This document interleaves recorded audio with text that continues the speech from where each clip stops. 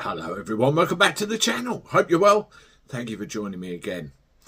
In this video I wanted to talk about a couple of people in reform, and on the face of it it's going to sound like a anti-reform video. It really isn't. It's based on a comment that a couple of them have made, but it's a symptom of a larger problem of misunderstanding within those that move in government circles. And I think it's very relevant that we talk about it, and it's all around the needs of people who are less fortunate in our society, the needs of people who can't work anymore for whatever reason. And you have politicians of all colours actually who make comments, who pass remarks, and it can have a very detrimental effect on those that support them. For example, I have done a bit of work on this channel where I haven't exactly championed reform to the largest extent, and it's got a lot of people's backs up. And there was one individual in particular who was an ardent supporter of reform. But all that changed because of one comment. And that comment was about special education needs and disabilities, or SEND for short. And the comment was made by Nigel Farage. I didn't actually hear it, but it was enough to convince this individual that perhaps Farage and reform were not the party for them. You see how polarising it can all be.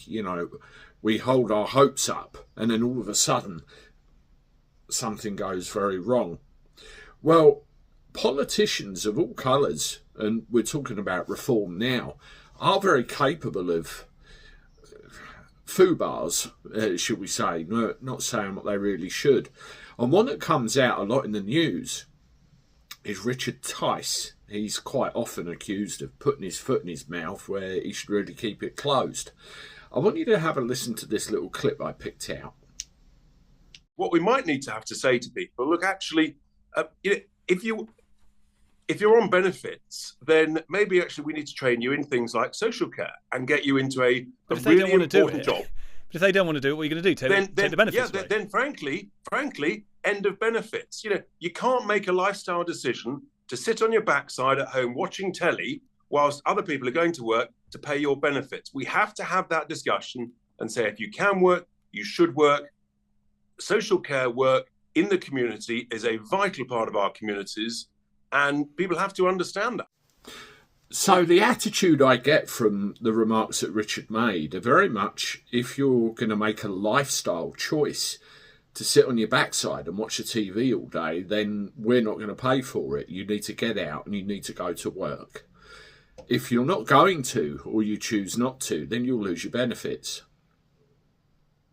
He mentioned social care, as a possible avenue for training people in an area where we could potentially fall short of our skills and sending them to work. It's audible, I suppose. But Richard Tice, like many other people in reform, have very conservative values, and this is the kind of comment that I would expect from somebody in the Tory party. And whenever they make policy, whenever they come out with something, I always wonder whether it's based on their own privileged experience or whether they actually know what's going on in the real world. Now, before anybody gets at me, I will very much acknowledge and admit that there are many people out there in the world, in this country of ours, that don't deserve benefits. There are many that cheat the system, and really bloody fraudulently so. They should go to work or lose out, But there are many people out there that can't or are unable to for whatever reason. And it's those that, need to be looked after. And when you get this potential tarring everybody with the same brush or treating everybody the same, it doesn't wash, because people that need the help can fall by the wayside. Now, I'm going to tell you a story.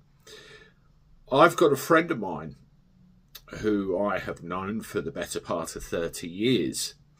I got a text message from him this morning where he'd been waiting for a reassessment to do with his PIP.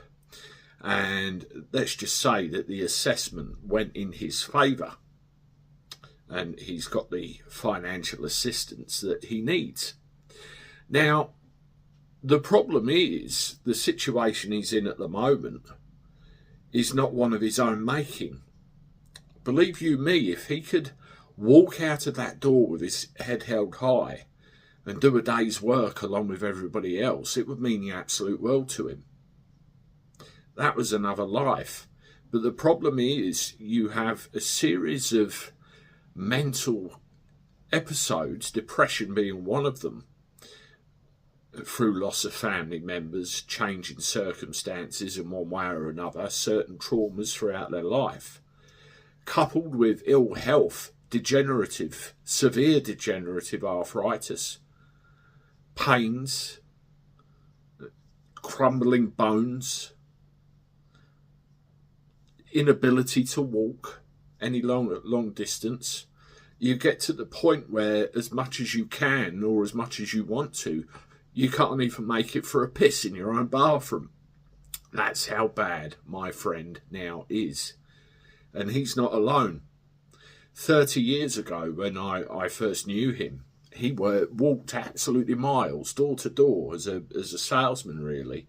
Probably worked harder than most people I know, and was brought up on the basis you get out what you put in. And he'd had all sorts of manual labour jobs and worked in factories. He was even good at knocking things around in pubs from time to time. And he'll know what I mean if he's watching this video. But the thing is, he worked very hard, and he did that for years and years and years and years. And then you get to a point, boom, and then the health degenerates. And you want to tell me that there's somebody in a suit saying that I'm a lazy bastard who makes a lifestyle choice to sit on my backside and watch the telly all day, even though I've worked hard for 20 or 30 years previously? How fucking dare you, is what I would say to that. How dare you? So when people in government and positions of authority make these comments, make these observations, again, I do have to wonder what it is actually based on. Where are the facts? Where are the figures? You know, if my friend didn't get what he needed, didn't get that call this morning, then he would have been in a great deal of trouble. And this friend, I'll admit to you as well, I'm helping fairly regularly, on a regular basis. I have been financially, because he wouldn't be able to afford to cope otherwise. So it's a life changer. If you do this incorrectly, if you treat people incorrectly, then it's going to lead to a great many people passing by the wayside. I guarantee you. There's a channel, Dynamic Duo, which I want to try and get on for a chat on this channel at some point very soon. We have swapped a couple of emails. I hope to make that happen. Who deals with and, gives information about this sort of thing.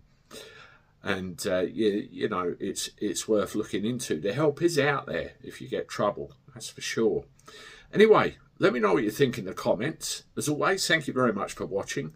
Hit the like button, subscribe to the channel, and I look forward to talking to you soon. Toodaloo.